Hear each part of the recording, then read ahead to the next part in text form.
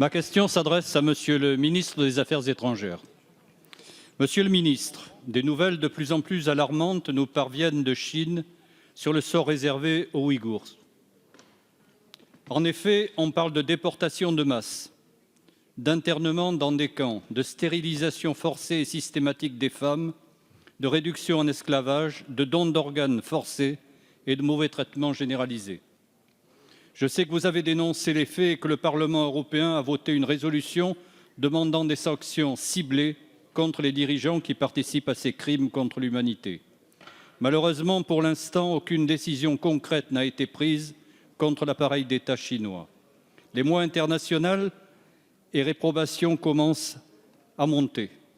Il est important de dissuader les entreprises européennes de vendre des technologies, de surveillance notamment, qui permettent la répression contre les Ouïghours. Il est aussi important que les quelques 83 entreprises internationales qui bénéficient de main-d'œuvre forcée, je répète, de main-d'œuvre forcée, fassent rapidement transférer leurs usines. Ce n'est malheureusement pas suffisant et il convient de sortir d'une certaine frilosité vis-à-vis de la Chine.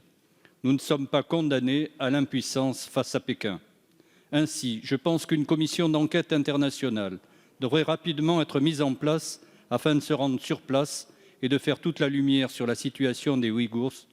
Aussi, Monsieur le ministre, quelles initiatives notre diplomatie pourrait-elle rapidement initier en la matière? Merci. Merci, monsieur le député. La parole est à monsieur Jean-Yves Le Drian, ministre de l'Europe et des Affaires étrangères. Monsieur le député Alain David, j'ai eu l'occasion de m'exprimer sur la situation au Xinjiang déjà dans cet hémicycle la semaine dernière et j'ai répondu au sénateur Vallini sur le même sujet toujours la semaine dernière. Je suis tout à fait convaincu de la nécessité de prendre la parole dans les instances démocratiques pour dénoncer ce qui se passe dans cette région. Il y a des pratiques injustifiables qui vont à l'encontre des principes universels inscrits dans les grandes conventions internationales des droits de l'homme.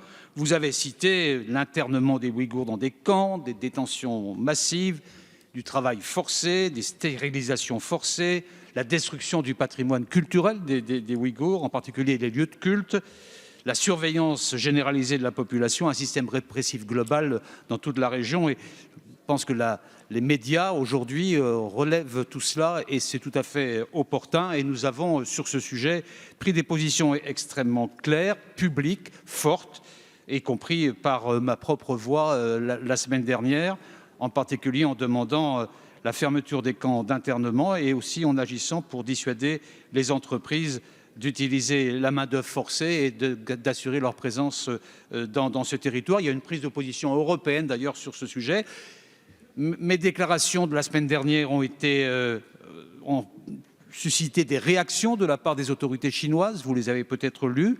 Je leur dis ici que j'en ai pris bonne note. Puisqu'ils disent que mes propos sont infondés, nous proposons qu'il y ait précisément une mission internationale émanant d'observateurs indépendants sous la houlette de la haute commissaire aux droits de l'homme, Madame Bachelet, qui se rendent sur place, qui le voient et qui rendent témoignage, puisque si les autorités chinoises disent que ça n'existe pas, alors il faut aller l'attester sur place. Et je pense que ce serait une bonne étape que vous avez soulignée et que je reprends volontiers.